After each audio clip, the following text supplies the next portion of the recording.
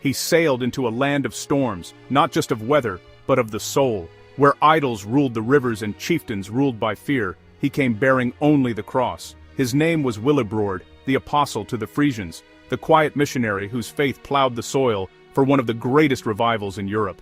His life reminds us that God often works through patient endurance long before triumph is seen.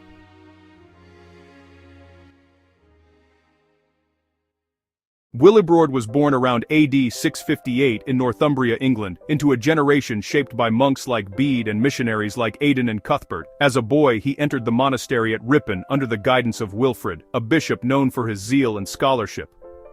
There, Willibrord absorbed the rhythm of monastic life, prayer, study, and labor, but also the vision of mission.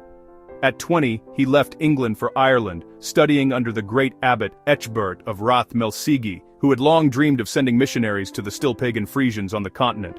Willibrord listened, prayed, and prepared. When the time came, he answered the call. The Frisian lands, now parts of the Netherlands, Germany, and Denmark, were wild and dangerous.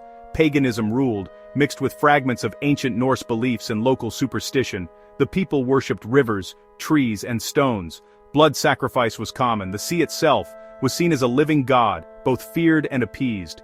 When Willibrord and 12 companions sailed from Ireland around AD 690, they entered a world of darkness and hostility, yet they came not as conquerors, but as servants of Christ. Upon arrival, Willibrord found both opportunity and opposition. The Frankish king Pepin of Herstal had recently defeated the Frisian ruler Radbod, opening a brief window for mission work. Pepin welcomed the missionaries and gave them protection. Willibrord went to Rome to receive official blessing from Pope Sergius I, who consecrated him as Archbishop of the Frisians in AD 695 and gave him the Latin name Clement. Returning north, Willibrord established his mission base at Utrecht, where he built churches, trained converts, and began the slow work of planting faith in pagan soil. When King Radbod regained power, persecution broke out. Churches were burned, converts scattered, and missionaries slain. Willibrord's patience was tested, yet he refused to abandon his post. He fled temporarily to the Frankish lands, where he regrouped, prayed, and prepared to return. He wrote, "The seed is not lost when it lies hidden under the soil, it waits for spring." Years later, when the Franks subdued Radbod once more, Willibrord resumed his mission, rebuilding what had been destroyed. His perseverance bore fruit, slowly but surely.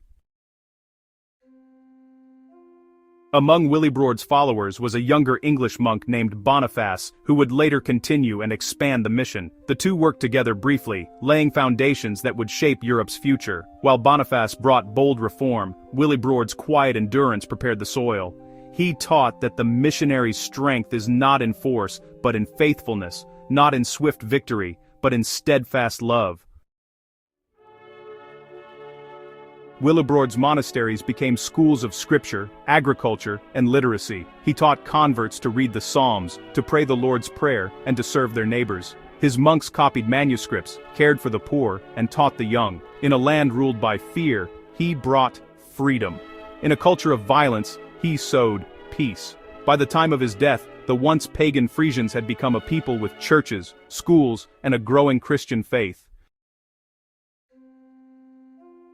Willibrord lived into his 80s, a rare blessing in his era. He spent his final years at the monastery of Echternach in modern-day Luxembourg, a place of study, prayer, and peace. On November 7, AD 739, after more than 50 years of missionary service, soin sabadro, midulbri bats, oin soli goat boi, pam bori orenbord, died, coins conijraman and sodi squine, quietly. Surrounded by his brethren, he had outlived kings, wars, and persecutions. His patience had triumphed where power had failed. Law commanded him to go, burdened him with years of failure and resistance, and tested his endurance through persecution. Grace strengthened his patience, turned exile into rest, softened the hearts of pagans, and crowned his perseverance with peace. Law said, "You must sow." Grace said, "I will bring the harvest." Willibrord is remembered as the founder of the church in the Netherlands, the first Archbishop of Utrecht, and the forerunner of Boniface's greater reforms. His legacy is not one of speed or spectacle, but of steadfastness. He proved that God's timing is perfect, and that no field is too hard for his word to grow. Even today, the Abbey of Echternach celebrates his memory each year with a joyful procession, monks and pilgrims dancing to ancient hymns, remembering the missionary who brought joy to their land. Willibrord teaches us that true ministry is not always loud or fast. Some are called to strike like Boniface, others to sow like Willibrord. He reminds us that faithfulness often looks like quiet labor, the kind that endures long winters for the sake of one spring. And he shows us that success is not measured by numbers, but by obedience.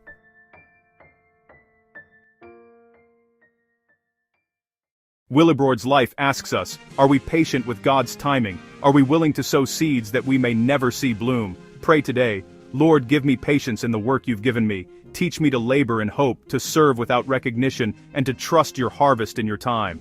And remember, the same Christ who sent Willibrord to the cold shores of Frisia, who turned enemies into brothers and darkness into dawn, still sends you today.